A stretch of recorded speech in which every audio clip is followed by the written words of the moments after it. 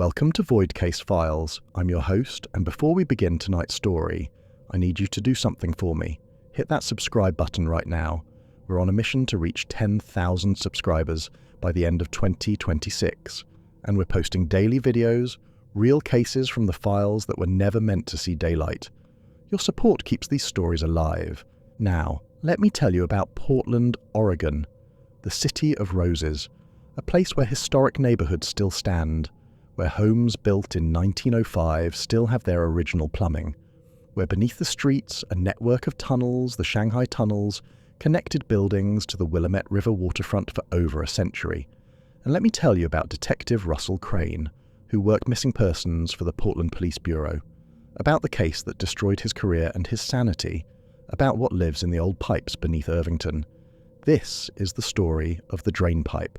My name is Russell Crane, 42 years old, 14 years with the Portland Police Bureau, the last 5 in missing persons.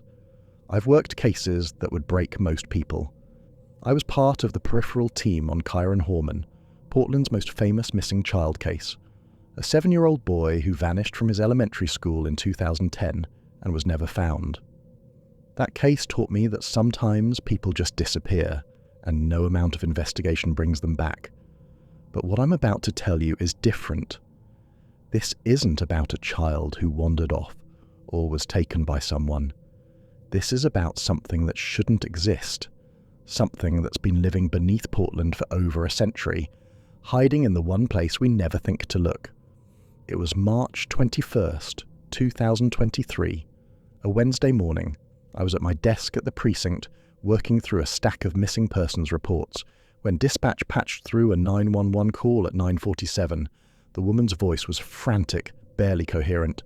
"My daughter went down the drain. Please, you have to help me. She went down the bathroom drain." Dispatch tried to calm her, asked for clarification. The woman kept screaming the same thing. Her daughter went down the drain. "She's gone. Please help." The caller was identified as Lily Whitmore, 36 years old. Address: 1847 Northeast 22nd Avenue. That's Irvington, Portland's historic district. Beautiful old homes dating back to the 1890s. I knew the area well. I grew up 3 blocks from that address. My partner Kelly Brennan looked at me across our desks. "Mental health crisis?" she asked. "Probably," I said. "But I'll take it. That's close to my old neighborhood." We were in the car 7 minutes later, heading northeast through morning traffic.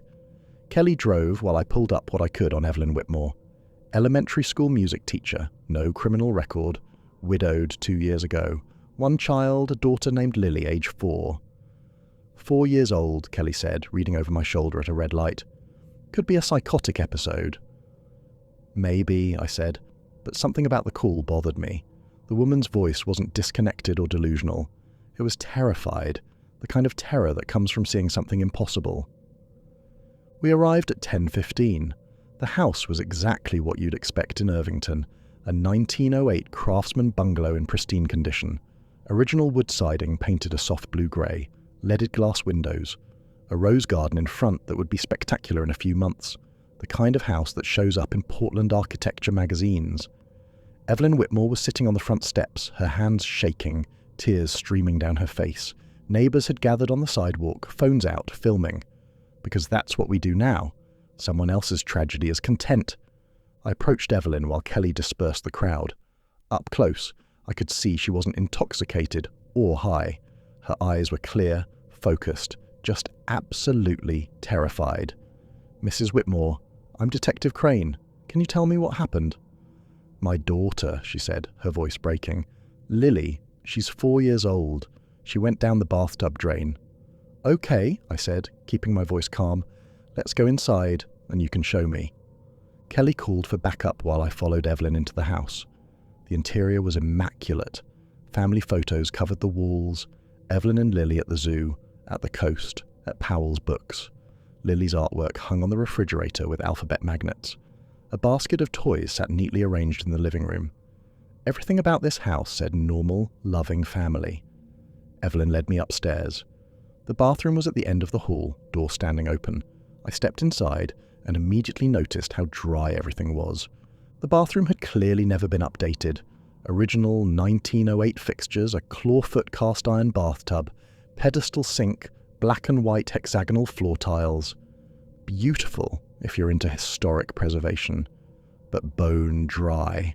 No water in the tub, none on the floor, not even condensation on the mirror. Lily's clothes were folded neatly on the closed toilet lid. Her little pink sneakers sat beside the tub, perfectly placed. "Tell me exactly what happened," I said. Evelyn pressed her hands to her face. Lily wanted a bath. She asked this morning, said she wanted to play with her bath toys. I filled the tub, normal water level, maybe 8 inches.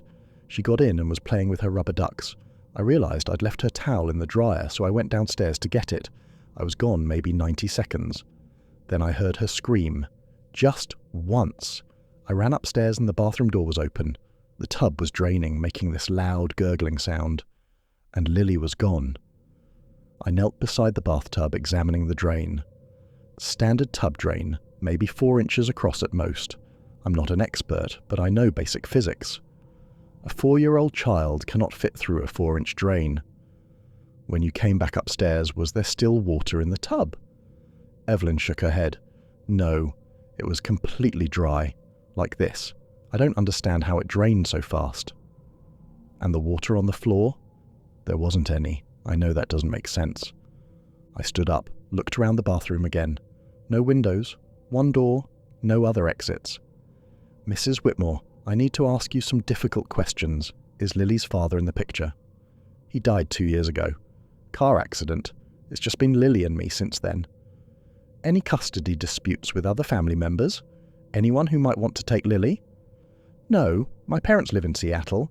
His parents are in Florida. Everyone gets along fine. Kelly appeared in the doorway.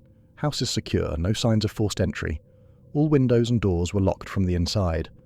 I nodded. We need to search the house. Basement, attic, closets, everywhere. Over the next 40 minutes, we tore that house apart. Lily was nowhere. We found her bedroom, a princess-themed wonderland with stuffed animals and picture books. We found Evelyn's bedroom, guest room, linen closet. We checked every space large enough to hide a child. Nothing. I went down to the basement while Kelly continued searching upstairs. The basement was unfinished. Original 1908 foundation, stone and mortar, an old furnace that had been updated at some point, a newer water heater, and visible plumbing, the original pipework running along the ceiling. I could see the main drain stack from the upstairs bathroom. It was a 4-inch cast iron pipe, heavily rusted, running down through the floor joists and connecting to the main sewer line. I reached up and touched the pipe. It was ice cold. Not just cool, ice cold, like it had been refrigerated. In March, with the furnace running, that pipe should have been room temperature at least. If hot water had run through it recently for a bath, it should have been warm. I pressed my ear against it. I heard water moving somewhere deep inside, a slow, steady flow that didn't sound like normal drainage. But there was something else. A rhythmic sound underneath the water, almost like breathing, or like something swallowing.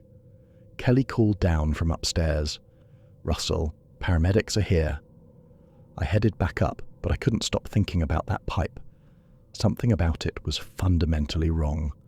The paramedics checked Evelyn's vitals, did a quick mental status exam. She was physically fine. No drugs or alcohol in her system. Coherent, oriented to time and place. Just terrified for her daughter. I interviewed her in the ambulance while Kelly coordinated the scene. More units had arrived. Patrol officers were canvassing the neighborhood. The K9 unit was en route. "Tell me about this morning," I said. "Before the bath, everything that happened." Evelyn wrapped a blanket around her shoulders. "It was completely normal. We woke up at 7. I made breakfast, pancakes. Lily ate, then watched cartoons for a while. Around 9:30, she asked if she could take a bath. She loves baths. I said yes, went upstairs and started filling the tub. Did Lily seem upset about anything? Scared? No. She was happy, singing to herself. Has she ever talked about being afraid of the bathtub? Of the water? Evelyn went very still. Last week, she said something strange. She said the drain talked to her. The hair on the back of my neck stood up. What did it say? I thought she was just being imaginative. You know how kids are. But she said it told her it was cold down there. and lonely. Did you look at the drain? Of course. There was nothing there. I told her drains don't talk, that it was probably just the sound of water going through the pipes. She seemed satisfied with that answer. Anything else unusual? Any problems with the plumbing? Evelyn hesitated. When I was in the basement this morning, getting the towel from the dryer, I heard the pipes. They were making this sound, like laughing, like someone was laughing in the walls. I just thought it was air in the lines or something. I wrote that down, though I didn't know what to make of it yet. The K9 unit arrived at 11, a German shepherd named Atlas, and his handler, Officer Rodriguez. Atlas tracked Lily's scent from her bedroom to the bathroom, then stopped at the bathtub. He circled it twice, whining, then sat down and refused to move. "What's he doing?" I asked Rodriguez. "He's indicating that the scent trail ends here, right at the tub." "Can you get him to search the rest of the house?" Rodriguez tried. Atlas wouldn't budge from the bathroom. He kept staring at the drain, whining low in his throat, ears flat against his head. Finally, Rodriguez had to physically pull him out of the room. "I've never seen him do that," Rodriguez said. "It's like he's scared of something in there." At 11:30, Gary Thornton arrived. City plumbing inspector, been with the department for 28 years. I'd worked with him on a case the previous year involving a body found in a storm drain. He knew Portland's plumbing infrastructure better than anyone.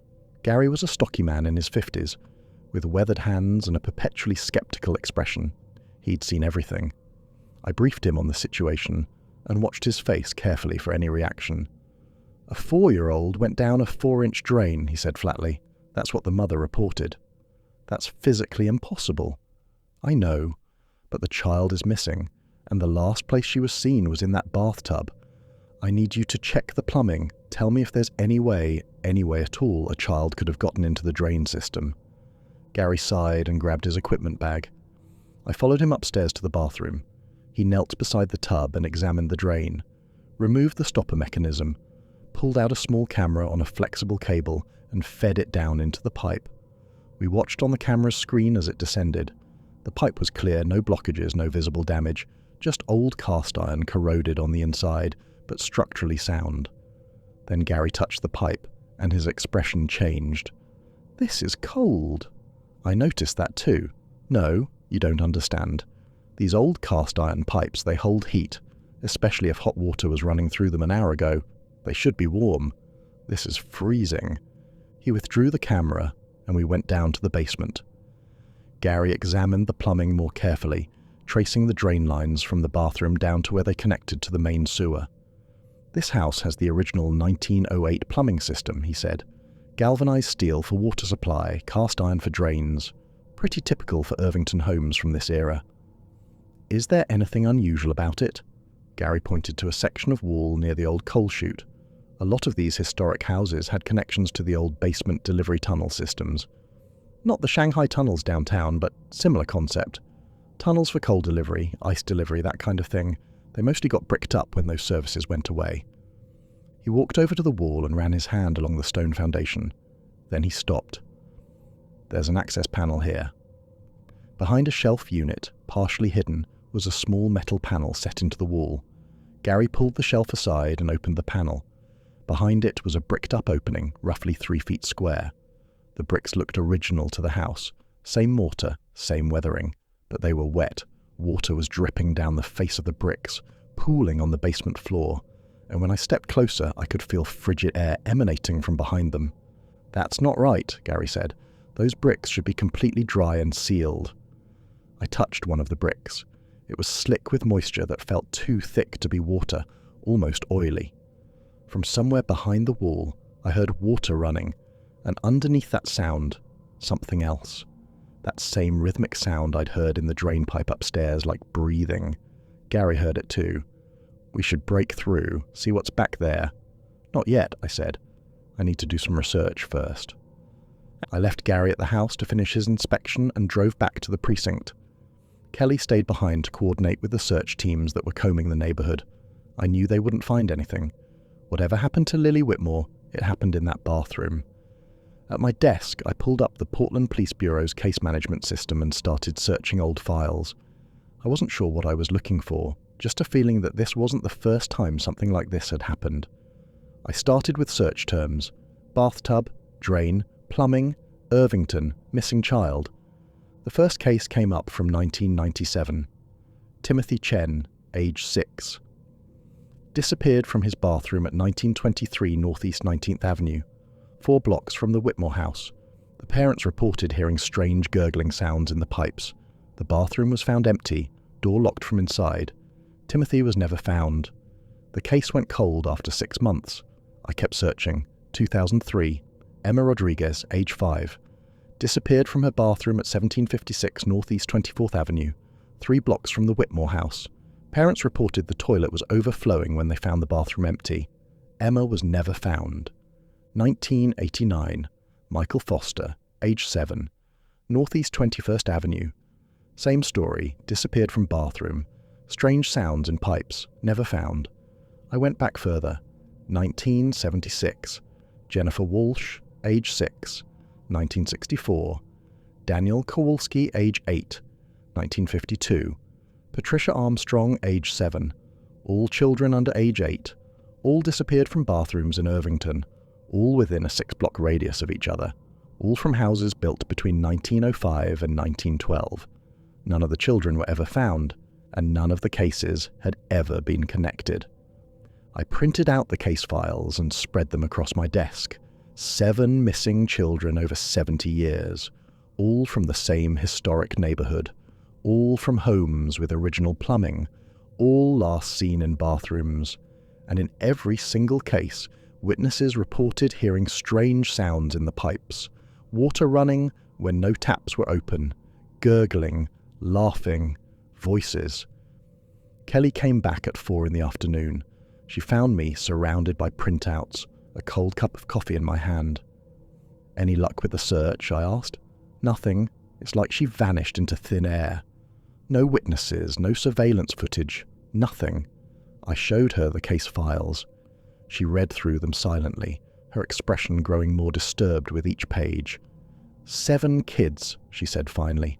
How did nobody connect these cases? Different detectives, different years. Irvington's a big neighborhood, and without any physical evidence or witnesses, each case just went cold. They probably assumed runaways or parental abductions that were never solved. But you don't think that's what happened? No, I think something took these kids. Something in the plumbing. Kelly looked at me like I was losing my mind. Maybe I was. But I couldn't shake the feeling that there was something alive in those old pipes. Something that had been there for a very long time. "What do you want to do?" Kelly asked. "I want to stake out the Whitmore house tonight. See if anything happens." We cleared it with our sergeant and returned to Northeast 22nd Avenue at 7 that evening. Evelyn was staying with her sister across town. The house was empty, dark. We let ourselves in with the key she'd given us and set up in the upstairs hallway just outside the bathroom. Hours passed. Nothing happened. We took turns watching, one of us staying alert while the other dozed in a chair.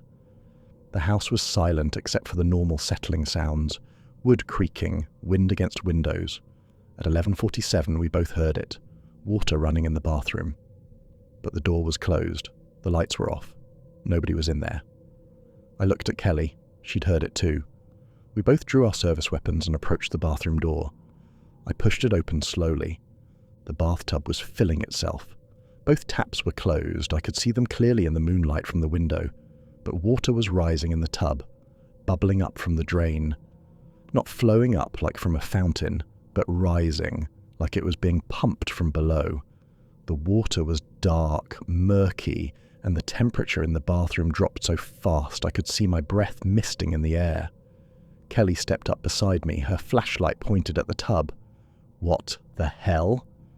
The water in the tub began to swirl, moving in a slow, counterclockwise rotation. The drain was pulling and pushing at the same time, creating a vortex. Then we heard it, a child's voice coming from the drain, faint, distorted, but unmistakable. "Help me, it's so cold. I can't find the way up." It was Lily's voice. Kelly grabbed my arm. "Russell, that's not possible." I moved closer to the tub. The water was still rising, now about halfway full. The voice came again, clearer this time. "Detective Crane, please help me. I'm lost. It's so dark down here. Lily? Lily, where are you? In the water.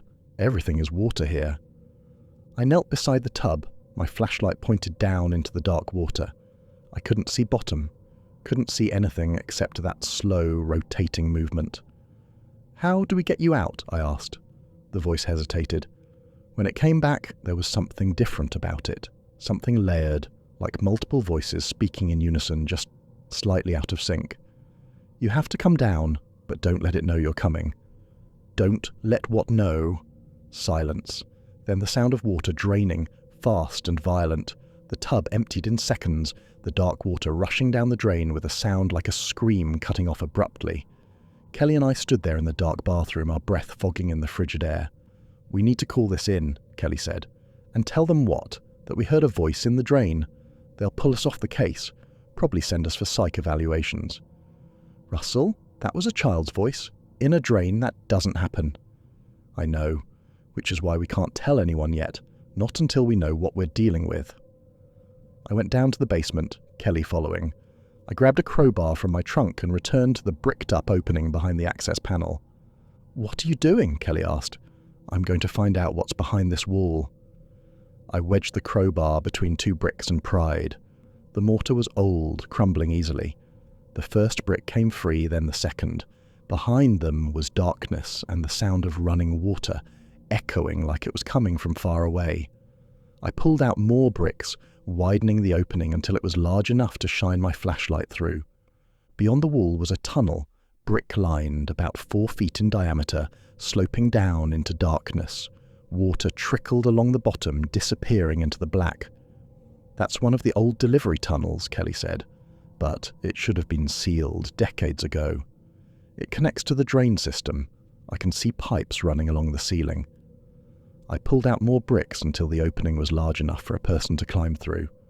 You're not actually thinking of going in there, Kelly said. I heard Lily. She's down there somewhere. Russell, that could have been anything. An echo, pipes vibrating, something wrong with the plumbing. It was her voice. Okay, let's say it was. You don't know how deep these tunnels go or where they lead. You could get lost. You could get trapped. Then I'll need you to anchor me. I've got climbing rope in my trunk. I go down, you stay here and hold the other end. If I'm not back in 30 minutes, you pull me out or call for help. Kelly stared at me. This is insane. A 4-year-old girl is missing. If there's even a chance she's alive down there, I have to try. I retrieved the rope from my truck. Heavy-duty climbing rope, 150 feet long. I tied one end around my waist and handed Kelly the other end. 30 minutes, she said. I'm serious. After that, I'm pulling you out or coming in after you. I climbed through the opening in the wall and into the tunnel. The air was thick with moisture and the smell of decay, old brick and stagnant water. I clicked on my flashlight and started following the tunnel downward. The tunnel was just tall enough that I didn't have to crawl, but I had to hunch over. Water trickled along the floor, running deeper as I descended. The walls were covered in condensation, dripping steadily, and something else, a film of something organic that glistened in my flashlight beam. After about 50 feet, the tunnel opened into a larger passage. I recognized the architecture. This was part of the original basement delivery system from the early 1900s. The tunnels had been built to move coal and ice from street-level delivery points down to the basements of the houses above. But someone, or something, had been modifying these tunnels. The walls were different now, covered in that organic film I'd seen earlier. It pulsed slightly with a rhythm that matched the breathing sound I'd heard in the pipes. I kept moving, following the sound of running water. The tunnel sloped down, going deeper beneath the neighborhood. I estimated I'd descended at least 40 feet, well below the depth of any basement. Then I heard voices, children's voices, echoing through the tunnels, singing something. A nursery rhyme I didn't recognize, the words distorted and wrong. The tunnel opened into a chamber. It was circular, maybe 30 feet across. The walls were the original brick from 1908, but they moved, expanding and contracting like lungs, like the entire chamber was breathing. The sound was louder here, a wet, rhythmic sound that filled the space. In the center of the room was a pool of dark water. It swirled slowly, creating a vortex that pulled downward into depths I couldn't see, and in the water I saw shapes floating just beneath the surface. I moved closer, my flashlight revealing what was in the pool. Clothes, children's clothes, floating on the surface, slowly circling the drain in an endless rotation. I recognized Lily's shirt, the blue one with the cartoon character she'd been wearing that morning. Timothy Chen's jacket from 1997, faded and waterlogged. Emma Rodriguez's dress from 2003, the fabric disintegrating, but still intact enough to identify. All of them empty, drifting like discarded shells. And then I saw Lily. She was standing at the edge of the pool, perfectly dry, looking down at the water with an expression of calm fascination. She turned when my light found her, and for a moment she looked exactly like herself, just a scared 4-year-old girl. Then her expression changed, became serene in a way that wasn't quite right. "Detective Crane? It wants to show you." I rushed to her, knelt down, checked her over with shaking hands. She appeared completely unharmed. No injuries, no signs of hypothermia despite the freezing air. Just calm, almost serene in a way that made my skin crawl. "Lily, are you okay? Where have you been?" She pointed down at the water with a small, steady hand. "It wants to show you where it lives, where we all live now." "What do you mean? Who wants to show me?" She just pointed at the pool, insistent. Against every instinct I had, I looked into the water. Beneath the surface, I saw pipes, hundreds of them, thousands, branching, connecting, extending in every direction like veins in a body, like roots spreading through soil. They spread out under the entire city, not just Irvington, but all of Portland. Every old house, every historic building, all connected underground by this massive network of cast iron and steel, and moving through the pipes was something vast. It flowed like water, but it wasn't water. It had substance, density, presence, and it was aware. I could feel it looking at me through the pipes, through the water, through Lily's eyes. I saw flashes then, memories that weren't mine. Timothy Chen standing in a pipe junction in 1997, water rising around him as he called for help that never came. Emma Rodriguez floating in a vertical shaft in 2003, her small hands pressed against the walls as the current pulled her down. All of them, Michael Foster, Jennifer Walsh, Daniel Kowalski, Patricia Armstrong, all the missing children over the decades, pulled down through drains and into this underground network, absorbed into something that had been waiting, hungry and patient. The thing had been here since the first pipes were laid in 1905. It came up from somewhere deep beneath the city, drawn by the network of metal veins spreading through the earth like an invitation. It lived in the water system, in the old iron and steel, slowly growing as the infrastructure expanded, fed by whatever flowed through the pipes. It was lonely. That's what Lily had said. Cold and lonely. It took the children to keep it company, pulled them down into the dark where it lived, absorbed them into itself, made them part of its endless circulation. Lily spoke, but her voice was layered now, like multiple children speaking at once, all the voices of the missing overlapping in a horrible chorus. "It's lonely in the pipes, cold and lonely. We keep it company. We sing to it. Would you like to hear us sing?" I grabbed Lily and pulled her away from the pool. The water erupted. Something rose from it, massive and fluid and wrong. Not a shape. I couldn't describe it as having a shape because it kept changing, flowing, reforming. It was a presence, a thing made of water and pipe corrosion, and the dissolved remnants of everything it had consumed over a century. It reached for us with appendages that weren't quite tentacles, weren't quite water, weren't quite anything I had words for. I ran with Lily in my arms, back the way I'd come, following the rope that was my only lifeline to the surface. Behind us, the tunnel filled with water. It surged after us with terrible speed, rising fast, trying to pull us back down into itself. The singing grew louder, dozens of children's voices echoing off the brick walls, welcoming us, inviting us to stay, to join them in the cold and the dark forever. I could hear Kelly shouting from up ahead, her voice cutting through the terrible chorus. She was pulling on the rope, helping to haul us up the sloping tunnel. The water was at my feet, then my knees, then my waist. It was ice cold and thick like oil, pulling at us with incredible force that felt almost alive, almost deliberate. "Hold on!" Kelly screamed, and I could hear the terror in her voice. We reached the brick opening. Kelly grabbed Lily first and pulled her through, then grabbed my arms with both hands and hauled me out. The water surged through the opening behind me, flooding the basement floor in a wave that smelled of rust and decay and something else, something organic and wrong.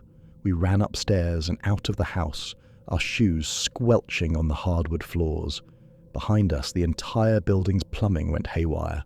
Pipes rattled and banged inside the walls like something was trying to break free. Water sprayed from fixtures, from places where there shouldn't be water. The toilets erupted like geysers, shooting dark water toward the ceiling. We got to the street just as the water main burst. A geyser of water shot 20 feet in the air, flooding Northeast 22nd Avenue in a torrent.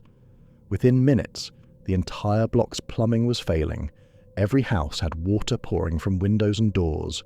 Fire hydrants burst open. Storm drains backed up. It was like the underground had decided to purge itself, to expel the thing that had invaded its territory. Or maybe it was the thing itself, angry that we'd escaped, lashing out at everything around it. City crews arrived within 20 minutes. Fire department, emergency services, public works with their equipment and expertise. The official explanation was old pipes, pressure build-up, coincidental cascading failures in the aging infrastructure. They'd seen it before in historic neighborhoods where the original plumbing was finally giving out after more than a century of use. Nobody questioned it. Nobody wanted to think there might be another explanation. Lily was reunited with Evelyn in the back of an ambulance. Paramedics checked her over thoroughly, looking for any sign of trauma or exposure. She was fine, perfectly healthy, normal body temperature, no signs of hypothermia or dehydration, no injuries, no memory of where she'd been. "I was cold," she told her mother, snuggling into Evelyn's arms, "and someone was singing to me, pretty songs. That's all I remember." I filed my report the next day. I said I found Lily in the basement, hiding behind the furnace, traumatized and confused from the plumbing emergency. The water main failures were unrelated, just coincidental timing. My sergeant didn't question it, nobody did. They were just relieved the child was safe, that we'd beaten the statistics, that this one didn't become another cold case file gathering dust in a basement archive. But I couldn't let it go. I started tracking water main breaks across Portland, looking for patterns in the data that the Public Works Department collected. And I found them. Clusters of failures around the old neighborhoods, always in areas with original infrastructure. Irvington, Ladd's Addition, Laurelhurst, the Alphabet District. Anywhere with plumbing from 1905 to 1920. All the historic districts where people paid premium prices to live in beautifully preserved pieces of Portland's past. I requested the old case files on every missing child in those neighborhoods going back to 1905. There were more than I'd initially found. Dozens more. Children under age 10 who vanished without a trace. All disappeared from bathrooms or near water sources, sinks and tubs and toilets that connected to the old pipes. All from houses with original plumbing that had never been replaced. None of them were ever found. Not one single body recovered. Not one case solved. I showed my research to Kelly one night after our shift. We were at a bar downtown, somewhere we could talk without being overheard by other cops who might think we'd lost our minds. "What are you saying?" she asked, nursing a beer she hadn't touched. "That there's something living in Portland's water system? Something that's been taking kids for over 100 years? I'm saying I saw it. We both did. You heard Lily's voice in that drain.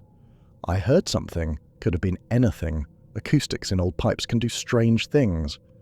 You pulled me out of that tunnel. You saw the water coming after us." Kelly was quiet for a long time, staring at her untouched beer. Finally she said, "Even if you're right, what do we do about it? Report that there's a monster in the plumbing? They'd fire us, put us in psychiatric observation. Everything we've built, our careers, our credibility gone. I know, so we do nothing. We watch, we pay attention, we try to keep kids safe." Kelly finished her drink in one long swallow. "There haven't been any new disappearances since Lily, not in Portland. I've been checking." She was right. I'd been monitoring every missing persons report, every 911 call, every weird incident involving children and bathrooms. Nothing.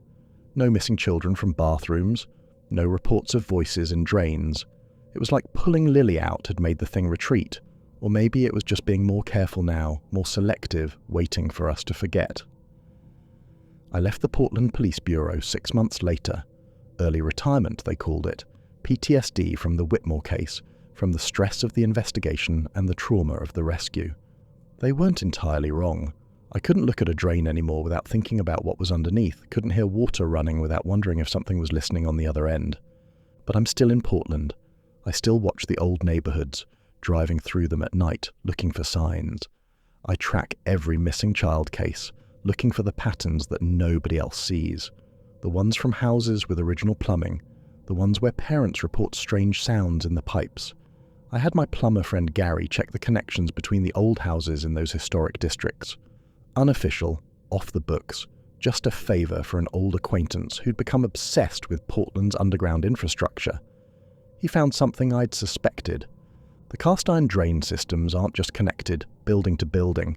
They're all linked to the old Shanghai tunnel system downtown, the network that was built in the early 1900s to move goods from the Willamette River to basement storage areas throughout the city. Those tunnels, mostly forgotten now, sealed off and ignored, they connect to the entire city's water infrastructure. Miles and miles of brick and concrete and cast iron, spreading beneath Portland like a nervous system, and something lives in it. Something that flows through it like blood through veins, which means the thing I saw has access to everything. Every old pipe in every historic building, every drain and sewer line and water main that connects to the original system. And I started researching other cities, places with similar historic underground infrastructure. Seattle with its own underground passageways, San Francisco with its Victorian plumbing, New York with its ancient water mains and forgotten subway tunnels. And I found the same patterns everywhere I looked. Missing children, always from old buildings with original plumbing, always last seen near water, always the same stories about voices in the pipes, strange sounds, temperatures that dropped for no reason. It's not just Portland. Whatever lives in the old pipes, it's everywhere the infrastructure is old enough, established enough, connected enough, feeding slowly over the decades, patient and careful, taking just enough children that nobody notices the pattern. Evelyn Whitmore moved to Seattle last month. She called to tell me she was leaving, taking Lily as far from Portland as she could get, starting fresh somewhere new where there were no memories of that horrible day, no bathroom that made her daughter wake up screaming from nightmares she couldn't quite remember. I tried to warn her, told her to live somewhere new, somewhere built after 1950 with modern plumbing and PVC pipes and infrastructure that had never connected to the old systems. She didn't understand why. She thought I was being paranoid, still traumatized from the case, seeing connections that weren't there. Last night, she called me again. She was crying, that same terrified crying, from the 911 call 13 months ago. Their new apartment is in Capitol Hill, a historic building from 1910, beautiful brick construction with original fixtures and period details. The landlord was proud of how well preserved everything was, how they'd maintained the authentic character while modernizing just enough to meet code. And yesterday, Lily told her mother that the bathtub drain was talking again, saying the same things it said before, that it's cold down there, that it's lonely, that it wants someone to come play. I'm leaving for Seattle in the morning. I don't know what I'm going to do when I get there. I don't know how to fight something that lives in water, that flows through pipes we depend on every day, that's woven into the infrastructure of our cities so completely that we can't separate it without tearing everything down and starting over. But I know I have to try. Because whatever's down there in the old pipes, beneath our cities, in the infrastructure we never think about, it's still hungry, still lonely, still taking children down into the cold and the dark, adding their voices to its chorus, making them part of itself forever. And nobody believes it exists. Nobody wants to believe it exists. Because if it does, if there really is something living in the water we drink, and the drains we use, and the pipes that run through the walls of our homes, then nowhere is safe. Then the monster isn't in the closet or under the bed. It's in the bathroom, it's in the kitchen. It's everywhere water flows through old metal, waiting patiently for the next small voice to answer when it calls. This is Russell Crane, and this has been another case from the void. Before you go, remember to subscribe. We're posting daily, sharing the stories they buried, the cases they closed without solving, the truths they didn't want you to know. Help us reach 10,000 subscribers by the end of 2026. These stories need to be told. Someone needs to remember the children who disappeared, needs to watch the drains and listen to the pipes and pay attention when something speaks that shouldn't be able to speak. And tonight, before you take a bath, maybe listen to your pipes first. Put your ear against the drain and listen to what's moving down there in the dark. If you hear singing, if you hear voices, if you hear something that sounds like your name spoken by someone who shouldn't know it, don't answer. Don't go closer. Don't let it know you can hear it, because once it knows you're listening, it knows you're there. And then it's only a matter of time before it reaches up through the water to pull you down.